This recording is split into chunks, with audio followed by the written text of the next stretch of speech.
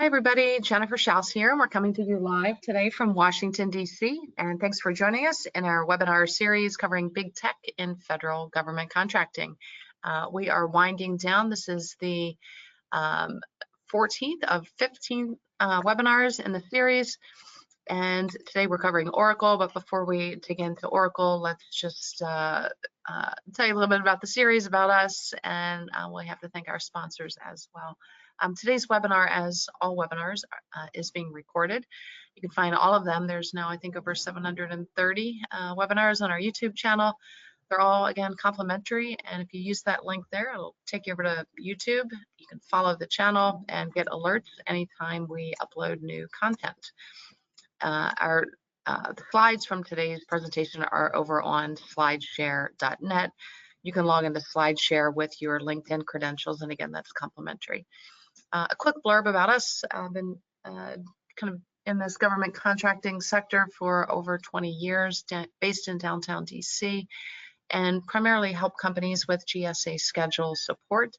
Other services that we provide include market analysis all the way through to contract compliance, including, let's say, on the front end, proposal writing and capture.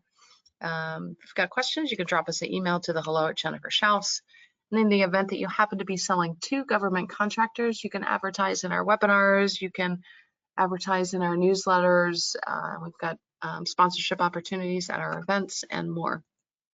If you're looking to get onto any of these contract vehicles, you can shoot us an email. We'll put you in touch with the right point of contact who can guide you through these processes.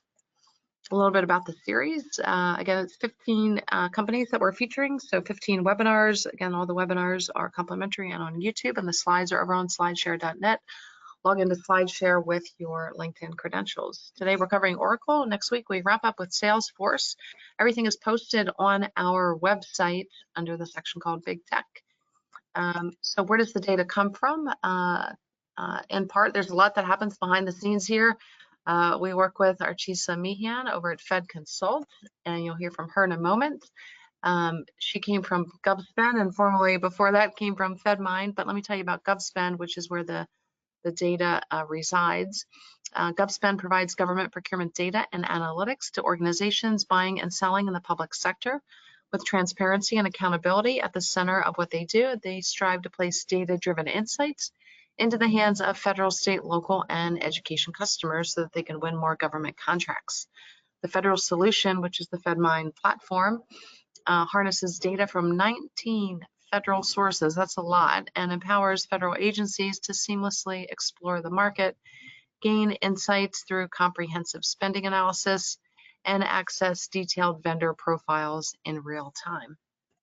We also want to thank our in-kind sponsors and partners, GovEvents. You can find all of our events on the GovEvents platform, as well as recordings from our past 700 plus webinars. We also want to thank Tom Johnson and his team at Set Aside Alert. That's the go-to publication for contracting opportunities for women, small, women-owned, veteran-owned, hub-zone, and 8A firms. Visit setasidealert.com for more information. Also, Fairfax County Economic Development Group is a great resource for businesses in Northern Virginia. Please visit their calendar to learn more about events and trainings, including this webinar series. Okay, we also want to thank the Virginia Apex Accelerator. They are formerly known as the PTACs, Procurement Technical Assistance Centers. They changed their name earlier this year, but they are the go-to for companies that are interested in learning how to sell to the government. They offer training courses, one-on-one mentorship, and they have an online calendar that can allow you to sign up for virtual or in-person meetings, events, matchmaking, and they do it all. So contact the Apex Accelerator for more help, particularly if you're just starting out or new to federal contracting. We also want to thank our corporate sponsors. You can see their logos here, and I'll tell you about them each now. FedBiz Access empowers small businesses with the tools, resources, and expertise needed to succeed in the federal marketplace. With over 23 years of experience, the team has helped clients secure over $34.7 billion in awards. They guide businesses through the complexities of government contracting with innovative marketing solutions, personalized support, and a steadfast commitment to success. By fostering strong relationships and delivering exceptional results, they've become a trusted partner for businesses seeking to expand their federal contracting opportunities. Experience the FedBiz Access difference and unlock your potential today. You can call them direct at the phone number there on your screen. C3 Integrated Solutions. If you're thinking about getting in on big tech contracts with DoD, you need to prepare for CMMC. Compliance is a requirement, so it's important to start now. No matter where you are in the process, whether you're still in the planning mode or you've started and stopped, C3 can help. C3 provides a prescribed path to compliance that relieves 80% of all of your CMMC Level 2 assessment objectives, including 100% of all IT-related objectives, and supports you through the remaining 20%.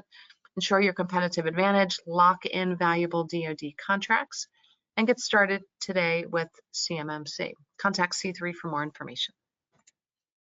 FedPub Seminars, FPS, for over 65 years, Federal Publication Seminars has been the premier provider of government contracts training, widely regarded as the industry's gold standard.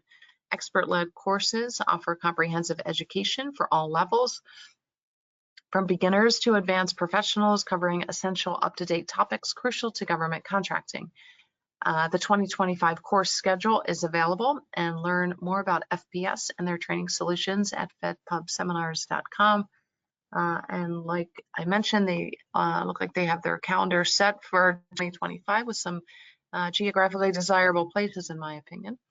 R. Turner Consulting. Robert Turner Consulting is a GovCon growth consultancy delivering the full spectrum of BD, capture, and proposal services from a team of experienced consultants led by Robert Turner.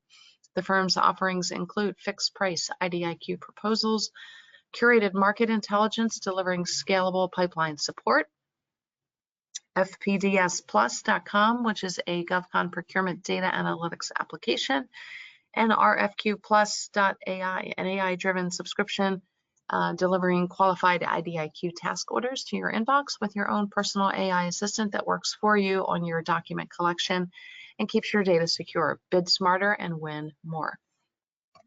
GovPro AI is revolutionizing government contracting. They transform your past proposals into a powerful AI engine, delivering customized pink team drafts in just 48 hours. By cutting drafting time by 70% and reducing costs by half, GovPro AI allows you to focus on what truly matters: strategy and win themes. Their human-in-the-loop approach ensures compliance and quality while seamlessly integrating with your existing processes. Built by government contracting experts for government contractors, they truly understand your challenges, boost your win rates, and expand your business. Visit GovPro AI today. WorkPlan. WorkPlan is a modern cloud-based ERP system hosted by Amazon Web Services that allows federal contractors to efficiently run and grow their business. It was built by federal contractors for contractors. WorkPlan allows contractors to remain FAR and DCAA compliant. Additionally, it allows remote access through desktop, cell phone, iPad, or laptop. Gain actionable insight from reports that cover multi-year contracts, multiple periods, the entire enterprise, or drill down for more detail. You can report direct and indirect project costs and project profitability in real time. Request a demo at workplan.com. Okay, we've got Archiza Meehan with us. We are lucky to have her. She had some dental surgery earlier this week, so I thought she was not going to be with us, but she has rallied for at least the few minutes that we're together here. Archiza, thank you so much for your time and putting the data together for Oracle. I'll let you say a few words here. Yeah, nice to be here, and I can't believe we are at the 14th session of this technology company series. For those who don't know me, my name is Archiza Meehan. I am the founder of FedConsult, and Jennifer's already talked a little bit about what I've done in the past.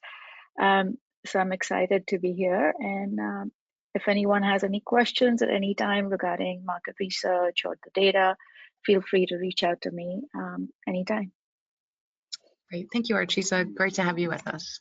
Okay, so today we're talking about Oracle and the intersection of Oracle and the federal government. So some basic company information as it relates to federal contracting. This is a snapshot, screenshot from their website on the section on public sector. So when you scroll down, you'll see that they have some cybersecurity, excuse me, and AI solutions.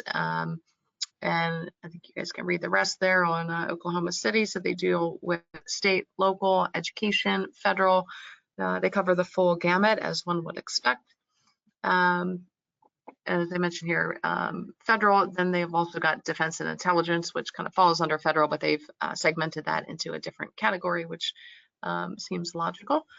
And again, as you scroll down, it kind of outlines some of the services that they provide, focused on ERP, cloud, and more. So as we look at their AI initiatives, it's pretty clearly laid out. They don't have it segmented for federal government, so I just encourage you to explore the AI section if that's an area where your company plays.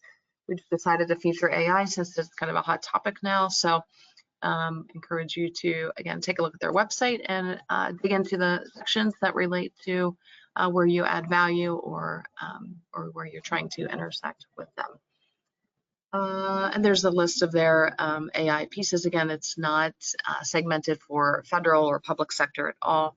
So just dig in further for that. For LinkedIn, they've got their main company page, and then I just found a couple people that were related to public sector.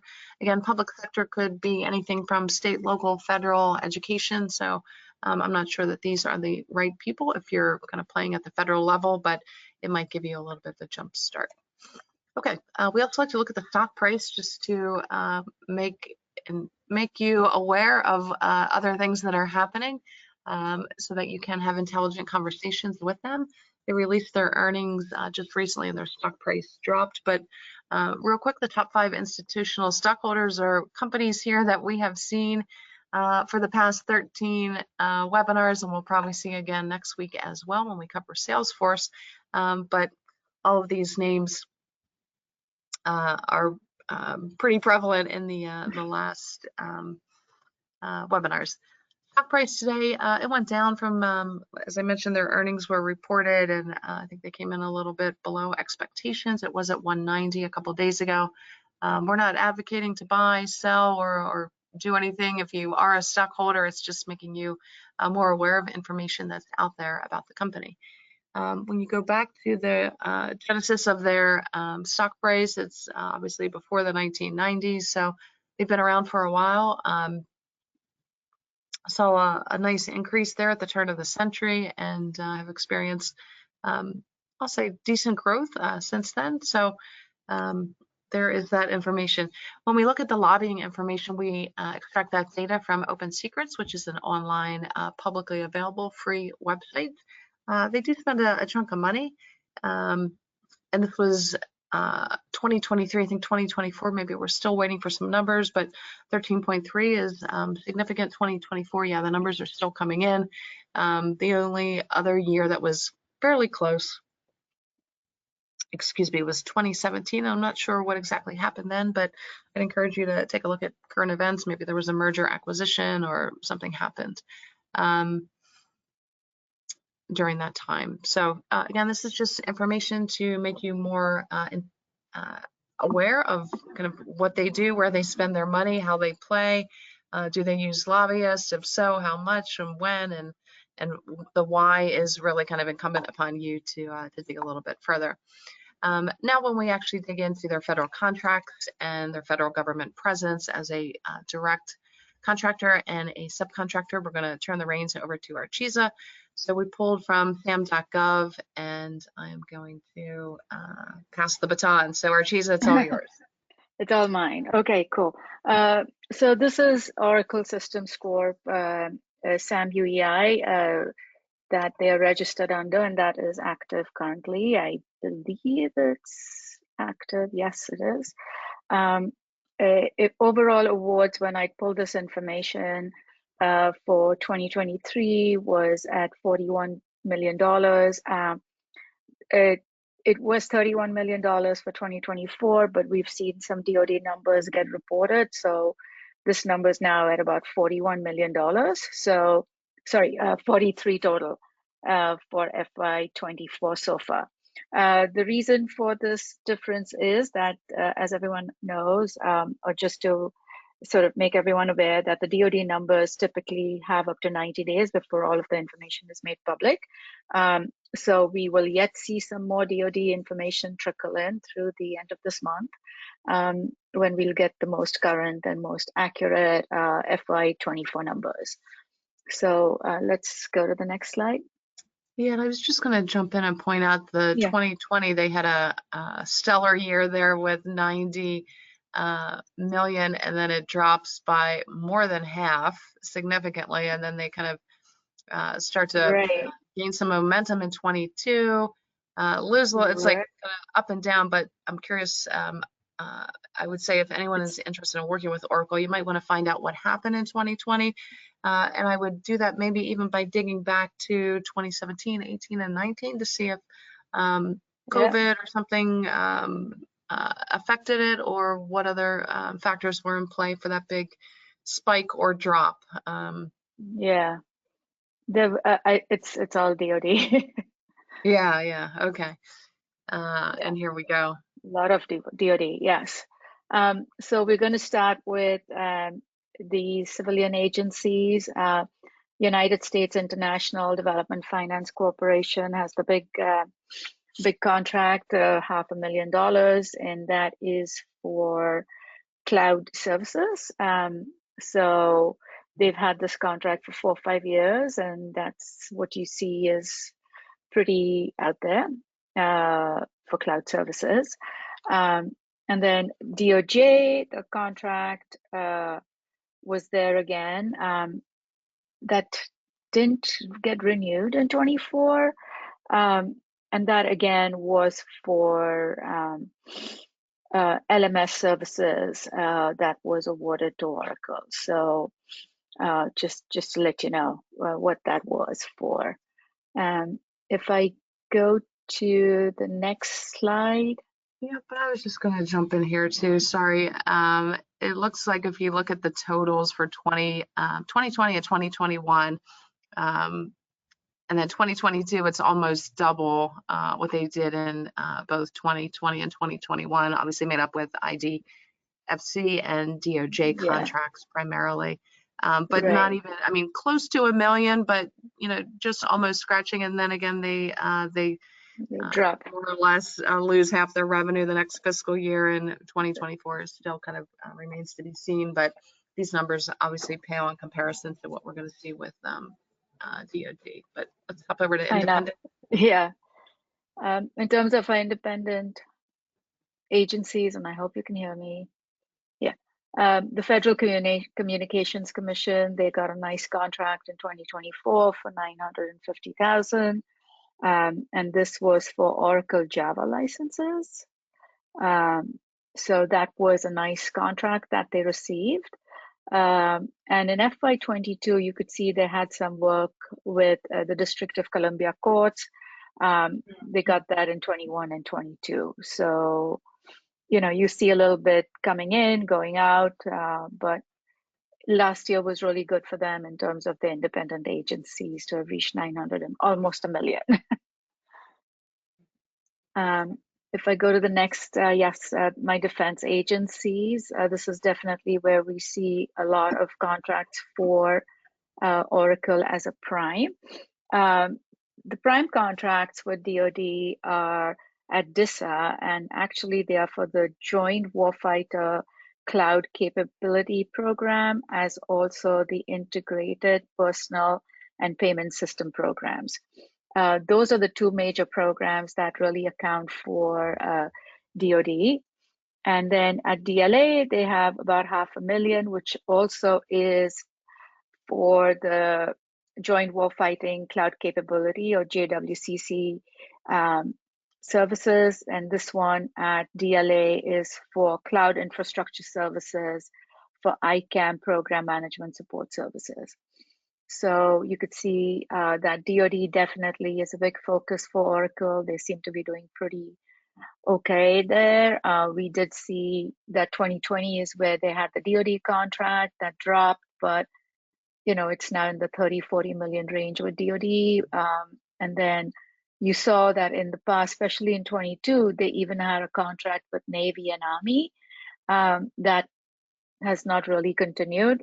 And then Air Force, you see that they've won contracts going through to 2023. We will wait to see what happens for 24 if those numbers get reported a little later. And again, the Air Force contract is for Oracle Security Architecture, subscription. So it's a mix of a few items. So just to give you an idea of what the Air Force contracts are. Yeah, and Air Force looks pretty consistent, with a nice little spike in 2022, but not as erratic as some of the others. Yeah, exactly. So I'm curious to see what happens once we get all the 24 numbers. Other relevant contract information, looking at your top NAICS codes, 518210, so a lot of data processing, hosting, and related services, as also other computer-related services NAICS codes, really make up the numbers for Oracle as a prime. And the next slide I want to say is getting into the subcontracts. Oracle has done pretty well. I mean, we've gone through so many companies and we see some of them doing well as a prime, some of them, being products and solutions being sold by resellers. But Oracle's got a pretty good mix of prime and subcontracts. CGI Federal was their big prime for them. They did almost $221 million with CGI as a subcontractor. And those contracts really were, again, with a mix of agencies, including Railroad Retirement Board, but also at USDA, where, USDA had a prime with CGI, and CGI did a subcontract to Oracle for software required in support of contract deliverables. That's the subaward project description. So, and for those who are wondering where that subcontract information comes from, it comes from USA spending, and the USA spending gets its data from FSRS. So, and the subcontract data is self-reported, just so that everyone is aware and is reminded of the same. Again, so this is just a good mix and gives you a good idea of all the subcontracts that Oracle has won over the past years. So it is a good number consistently, even though FY24 was a large one, but otherwise at least they're making about $13-14 million as subcontracts, which is good. Yeah, they do more in subcontracts than they do in direct on the civilian side. Totally, yeah. Yeah. So, and it looks like when you look at the numbers from 23 to current, and current is still probably pending a little bit, to go from 13 million to 244 million is a huge jump. So, totally, yes. And then I'm not sure the next slide. Just a quick look at, by agencies, just so that it sort of ties into what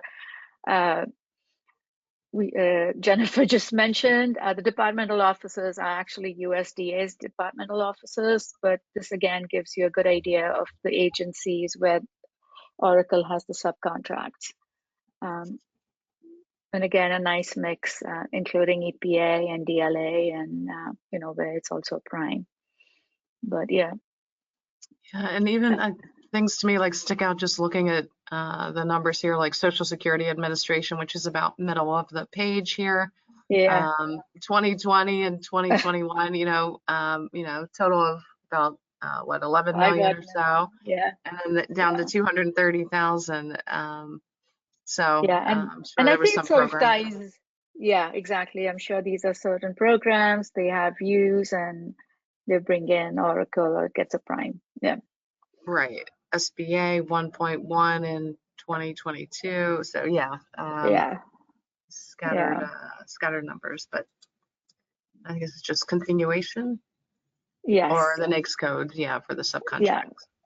Again, yes. NAICS codes, 541, 519. No surprises in terms of where the looking at the NAICS codes. But and all interestingly computer related. We do see a little bit of engineering and R&D, but primary NAICS codes are definitely the computer related and computer systems designs, NAICS codes. Yeah, and yeah, and then you see like air traffic control. So some anomalies in there, but sometimes the contracting officer will, one contracting officer will put something under one NAICS code and another will put it under something different. Yeah. So, And again, and those are, again, we have to remember that these are self-reported right, when we're looking at the subcontract data. So, right, exactly. Yep. yeah. And then, of course, anytime we're looking at IT IT, we want to make sure we're looking at the Exhibit 53s. So I just used the keyword of Oracle to see if there were any specific IT programs or descriptions where the word Oracle was used. And I think we did get a few hits. Again, work at the Navy, the State Department, and you could see that, while the whole entire, like for State Department, we've got about $498 million budgeted for consular enterprise infrastructure and operations. Oracle might be a small part of it, but it's when you start going into the details of this information is something that I would definitely recommend companies to look at, if they want to learn more.